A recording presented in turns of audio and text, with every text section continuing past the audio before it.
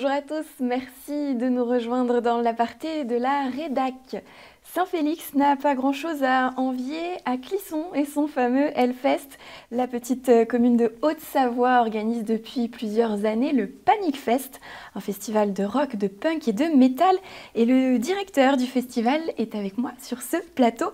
Bonjour Thibaut Marin-Cudras. Bonjour à tous. Merci beaucoup d'être avec nous. Alors la 6e édition du Panic Fest se tiendra les 21 et 22 juillet 2023 à Saint-Félix, donc je l'ai dit.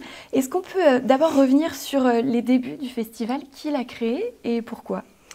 Donc les débuts du festival, ça remonte à l'hiver 2014. J'ai été à l'initiative un peu de ce projet, avec une présentation un peu dans les grandes lignes du projet de festival en municipalité à la rentrée 2014, et puis le temps d'en discuter, de monter un petit peu le projet. Voilà, la première édition a eu lieu en 2015 avec une bande d'amis aussi qui étaient là en tant que bénévoles pour faire toute l'installation et gérer cette première édition. Et puis au fur et à mesure des éditions, ce groupe d'amis est forcément resté, et puis après il y a aussi plein de gens intéressés soit par le métal, soit par capillarité, amitié commune, qui sont venus aussi se greffer dans l'équipe. Donc on est passé d'une trentaine de bénévoles à, sur 2023, à peu près 80 bénévoles pour gérer l'installation, le festival et le démontage. Donc voilà, c'est la 6e édition. On a eu quelques creux, on n'a pas fait d'édition en 2018. Après, il y a eu le Covid, donc sur 2 ans, 2020-2021. Donc on est revenu en 2022, l'année dernière, avec une nouvelle implantation, un site beaucoup plus pratique, beaucoup plus grand, avec des infrastructures qui nous permettent d'être un peu plus confortables et un peu plus de pouvoir anticiper aussi du montage pour se développer correctement, quoi. Un développement aussi au niveau du public, puisque vous êtes passé de quelques centaines de spectateurs à plus de 1000, il me semble, l'année dernière. Oui, voilà, sur la première édition, on a fait un peu plus de 300 personnes, donc on n'était pas encore dans les clous en termes de jauge, en sachant qu'on est sur un événement, un ERP de 1500 personnes, donc on a une jauge maxi à 1300 sur une structure comme actuellement, et donc on a fait, sur les 2 jours, on a fait un peu plus de 1200 personnes l'année dernière. Donc on a encore une petite marge de manœuvre pour faire un sold out, et c'est un peu l'objectif. Alors peut-être pas cette année, mais en tout cas on y travaille. On l'espère, on vous le souhaite. Pourquoi à Saint-Félix? Saint-Félix, pour ceux qui ne savent pas d'ailleurs, c'est à mi-chemin entre Annecy et Chambéry. Pourquoi vous l'avez installé là, le festival? Tout simplement parce que j'y habite. Alors je ne suis pas Saint-Félicien au départ, je suis d'Entrelacs, mais on n'est pas très loin. C'est deux villages qui se touchent, en Savoie et en Haute-Savoie. Donc j'ai migré en Haute-Savoie moi en 2012, et donc je suis allé voir la mairie de Saint-Félix quand je commençais un peu à monter le projet. Et on a leur soutien depuis 2015, ce qui est vraiment essentiel et assez rare, parce que ça nous permet vraiment de nous projeter un peu sur les éditions et d'être assez stable sur ce plan-là, puisque sans le soutien de la municipalité, un projet comme ça ne peut pas voir le jour. Nous, on n'a pas vraiment de salle en intérieur, enfin de salle étudiée pour ce genre d'événement, donc c'est en plein air, et donc ça implique pas mal de volume, on va dire, sur 2 jours. Donc voilà, il faut que nos relations soient bonnes. Et vous me le disiez d'ailleurs en préparant cette petite émission, qu'il y a des liens assez forts avec la commune. C'est un festival qui est ancré dans son village. Oui, alors la chance aussi, c'est qu'à Saint-Félix, il y a un gros vivier d'associations. Enfin, l'ADN bénévole est très présent depuis des années. Donc on a pu s'appuyer, notamment sur Saint-Félix, notre village, sur le comité des fêtes, sur 2 assos qui avaient pas mal de matériel et pas mal d'historique aussi sur l'organisation d'événements. Il y a une très grosse brocante sur Saint-Félix, il y a la fête de la musique, qui est un événement qui a eu lieu le week-end dernier, qui est assez important. Donc voilà, et venir s'intégrer dans le village avec ce projet-là, ça vient compléter en fait le panorama d'événements, avec une fibre bénévole et une volonté aussi de faire vivre la commune. Donc c'est plutôt confort, on va dire. Et il y a vraiment beaucoup d'interactions entre les assos, et notamment avec l'APE aussi depuis quelques années. On vient aider, ils viennent aider. En fait, ça permet de chapeauter des événements un peu plus gros, parce qu'on vient cumuler en fait les bénévoles de chaque structure. Et puis vous invitez aussi les habitants à venir au festival. Oui, ouais. Donc ça, on l'a initié en 2017, si je ne dis pas de bêtises, ou 2019. Le but, c'est de faire découvrir. On se rendait compte que c'est un événement payant, donc il faut quand même un petit budget, puisque derrière, il y a un peu de buvette, de restauration, tout ça. Donc le but, c'était vraiment de faire découvrir le projet aux habitants en enlevant cette barrière de prix d'entrée, parce que la plupart ne vont pas payer pour un événement où ils ne sont pas sûrs d'aimer. En tout cas, ils ont quelques a priori peut-être sur la musique aussi. Mais ce qu'on veut faire découvrir, c'est vraiment l'événement lui-même, l'ambiance, l'organisation. Après, que la musique plaise ou plaise pas aux habitants, bon, il faut, voilà, on est là aussi pour montrer ce qu'on arrive à faire dans ce petit village. Donc voilà, et ça marche plutôt bien. On avait un peu plus de 150 personnes du village qui sont venues découvrir l'année dernière le festival. Sur un village qui fait, je crois, un peu plus de 2000 habitants. 2500, ouais. Parlons musique, justement, vous en avez un petit peu parlé. Est-ce que vous pouvez nous donner un aperçu de la programmation? Parce que je suis sûre qu'il y a des fans de métal qui nous regardent et qui ont hâte de découvrir ça. Donc sur la programmation, on reste sur le même format que l'année dernière, donc 12 groupes, 4 le vendredi et 8 le samedi. On a une journée du vendredi un peu plus orientée rock, aussi pour faire découvrir le festival. Et un samedi un peu plus orienté punk, metal, rock, un peu plus mixte.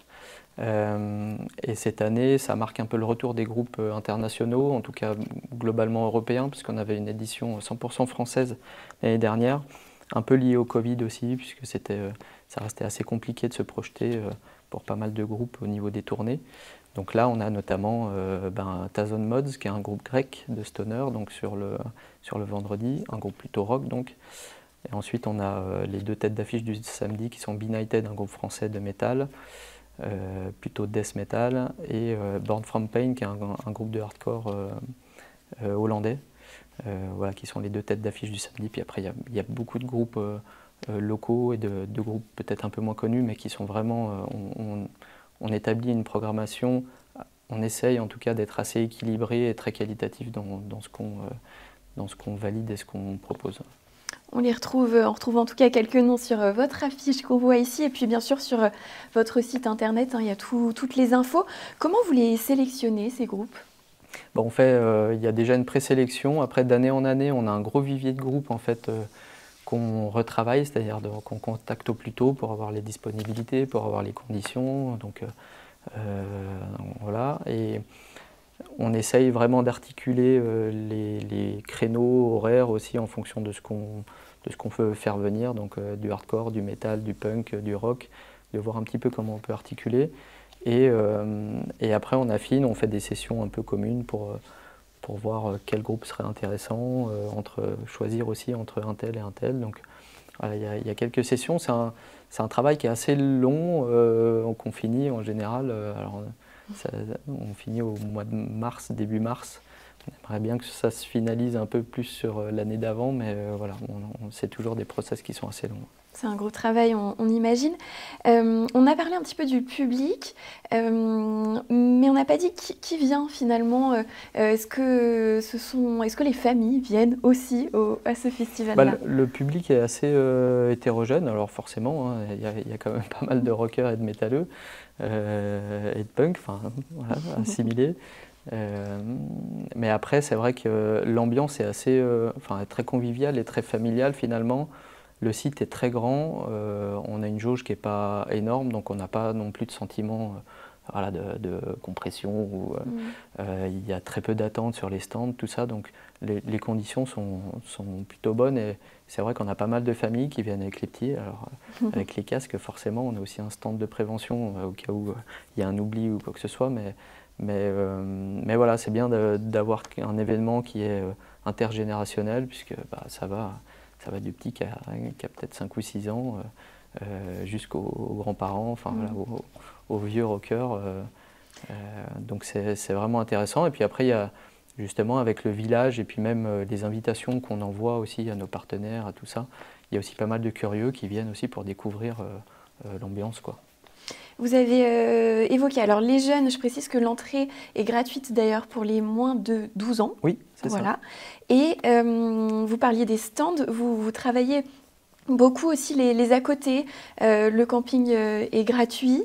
Ouais. Et puis, vous accordez un soin particulier à la restauration. Oui, donc c'est vrai que sur le camping, depuis 2019, on est sur un format 2 jours. Donc qui dit 2 jours dit forcément des gens qui viennent aussi d'un peu plus loin et qui vont rester sur place. Donc c'est essentiel d'avoir un parking et un camping. Le camping est gratuit, il est pas très grand pour l'instant, mais ça permet en tout cas de proposer cette solution-là. Il est vraiment pas loin du festival. Et après, on essaye d'année en année d'amener un peu plus aussi que la musique, c'est-à-dire un petit volet animation, village d'exposants. Donc cette année, il y aura encore, tous les ans, on a un village d'exposants avec un peu de rotation aussi sur qui est là. On a une deuxième scène un peu DJ pour animer sur les interscènes. On a un stand de merchandising pour les groupes et pour nous, un stand de prévention, donc, notamment pour tout ce qui est protection auditive et tout ce qui est sensibilisation au comportement général sur le festival. Parce que l'idée c'est vraiment que qu'il n'y ait pas d'incident, que tout se passe bien et que tout le monde soit bienveillant. Donc on essaye aussi de participer à tout ça. Et sur la restauration, sur le bar et la restauration, effectivement c'est 2 gros volets en termes notamment de convivialité, mais aussi au niveau on va dire, du modèle économique du festival, puisque ça représente un tiers des recettes sur ce volet-là. Donc on renouvelle une recette qui marche très bien depuis un petit moment, le duo frites avec une option végétarienne, parce on accueille aussi pas mal de personnes qui sont véganes ou végétariennes, donc on le voit aussi dans les groupes. Donc c'est essentiel qu'on puisse apporter un peu au niveau restauration ce qu'il faut à tout le monde, quoi. Eh bien voilà, ça nous aura donné faim en tout cas. Merci beaucoup Thibaut. On vous retrouve donc les 21 et 22 juillet à Saint-Félix pour le Panic Fest. Merci, bon Merci festival. Et merci à vous d'avoir suivi cet aparté de la rédac. Merci à l'équipe. Je vous souhaite une excellente soirée sur 8 Mont Blanc.